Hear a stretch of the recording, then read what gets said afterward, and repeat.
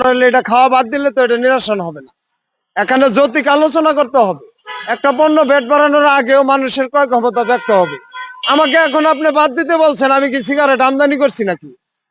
আপনি আমাকে বাদ দিতে বলছেন, আমদানিকারক কেন বাদ দিতে বলেন? এখানে দাম বৃদ্ধি করার তো কোনো প্রয়োজন নাই। এখানে একটি সিগারেট কোম্পানি সিগারেট বানাইতে দেন না, দেখি আমি সিগারেট 8 টাকা না 25 টাকা দিয়ে কোন জায়গার থেকে কিনি। আপনি পার্কে অ্যাভেলেবেল গাঁজা খুলে দিয়ে সিগারেটের দাম বাড়াইছেন, ওটা কি কারণে বাড়াইছেন বুঝেন না, এটা হলো অন্য কাহিনী। এই যুব সমাজকে এই যে মাদক দিয়ে ধ্বংস করা, এখানে সিগারেটের দাম বৃদ্ধি হওয়ার মানে গাঁজার দাম কম, তাহলে আপনি সিগারেট কিনবে না গাঁজা কিনবে? তো এখানে মাদকের যে প্রচলনটা বৃদ্ধি করার পূর্ব নমুনা হইলো এই গাঁজা সিগারেটের দাম বৃদ্ধি করা। এখানে প্রতি পিস সিগারেটে 2 টাকা বাড়ছে, সরকার কয় টাকা ভ্যাট বাড়াইছে এটার উপরে? জাতির সামনে ক্লিয়ার করুক, আমাদের সামনে ক্লিয়ার করুক কয় টাকা ভ্যাট বাড়াইছে। এক পিস সিগারেটে 2 টাকা ভ্যাট বৃদ্ধি করলে সরকার প্রতি প্যাকেট সিগারেটে কয় টাকা ভ্যাট পায়? তাহলে শরীয়তের জন্য তো গাঁজাখোর কোথা থেকে আসে? এগুলো কইতে গেলে তো আমার উপরে লাগবে হইলো উল্টা পাল্টা কথা, বুঝেন নাই? আমাদের তো বাজেট হলো জাতীয় সংসদে যে বাজেট হয় ওইটার উপরে আমরা ব্যয় করি, কারণ আমাদের নিজস্ব কোনো বাজেট নাই। আমাদের বাজেট সংসদে উদ্ভাবন করা হয়।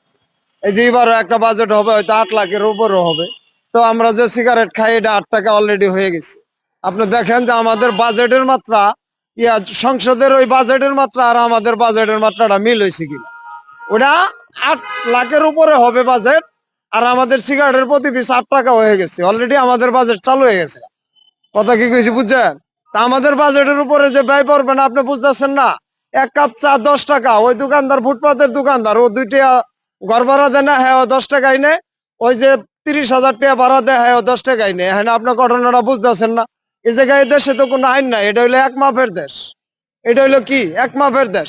5 কেজির যে ওজন 1 কেজির 1 হয়ে ওজন। মানে আপনি এটা কিভাবে বুঝাবেন বলেন তো দেখি? এই নতুন স্বাধীনতা দিয়ে আমাদের যা লাভ হোক আর না হোক, গোটা দেশবাসী দেখতেছে কি লাভ হইতেছে। কথা বুঝেন নাই? 5, 6টা 7টা করে মামলা খালাস, 17, 18 বছর খালাস, কিন্তু আমাদের একটা দাবি পূরণ হইলো? আমাদের তো একটু ডাক দিয়ে নিয়ে জিগাইলো না যে ওই মেয়ে তোমরা 21 আগস্ট দাবি করছো, 54 বছরের পরে তোমাদের দাবি, তোমার এই কথাটা শুনো, এটা কইছে?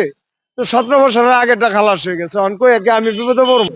আমরা এইভাবে বলবো না। আমাদের যে বর্তমানে যারা ক্ষমতায় আসছে ওরা তো উদীয়মান যুবক আছে, এখানে সাবেকরাও রয়েছেন, প্রবীণরাও রয়েছেন, শান্তি বিজয়ীরাও রয়েছেন।